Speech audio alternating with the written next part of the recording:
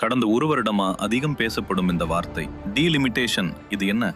Delimitation அப்படின்னா இந்தியாவின் தேர்தல் தொகுதிகள் எல்லாம் மீண்டும் வரையறை செய்யப்படும் ஒரு தேசிய லெவல் செயல்முறை. மக்களவை, சட்டப்பேரவை எல்லாத்தையும் புதுசா பிரிப்பது. அதற்கு தனியா டீலிமிட்டேஷன் கமிஷன் அமைக்கப்படும். வரலாறு மிக சுருக்கமா சொல்றது, 1951 494 தொகுதிகள், 1961 522, 1971 543. அப்புறம் என்னாச்சு? அதன் பிறகு இந்தியாவில் மக்கள் தொகையை கட்டுப்படுத்த குடும்ப கட்டுப்பாட்டு திட்டங்களை மத்திய அரசு செயல்படுத்தியது. 1970களில் ஃபேமிலி பிளானிங் திட்டத்தை சவுத் இந்தியா ரொம்ப ஸ்ட்ரிக்டா ஃபாலோ பண்ணுச்சு. மக்கள் தொகை குறைஞ்சது. நார்த் இந்தியா அதே அளவுக்கு ஃபாலோ பண்ணல. மக்கள் தொகை வேகமா உயர்ந்தது. இதை பார்த்த மத்திய அரசு ஒரு பெரிய டிசிஷன். டீலிமிட்டேஷன் நடந்தா சவுத் இந்தியாவுக்கு கிடைக்கும் எம்பிஸ் குறையும், ரெப்ரசன்டேஷன் குறையும். அதனால 1976 இந்திரா காந்தி அரசு 2000 வரை டீலிமிட்டேஷன் ஃப்ரீஸ். பின்னர் 2002 வாஜ்பாய் அரசு அதை 2026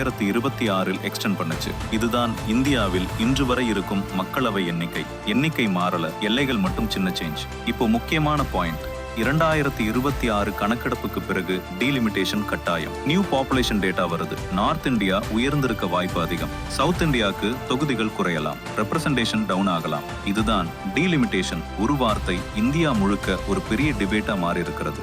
டீலிமிட்டேஷன் வரணுமா வேண்டாமா? நீங்க என்ன நினைக்கிறீங்க? குட்டி ஹிஸ்டரியை லைக் பண்ணுங்க, ஷேர் பண்ணுங்க, சப்ஸ்கிரைப் பண்ணுங்க.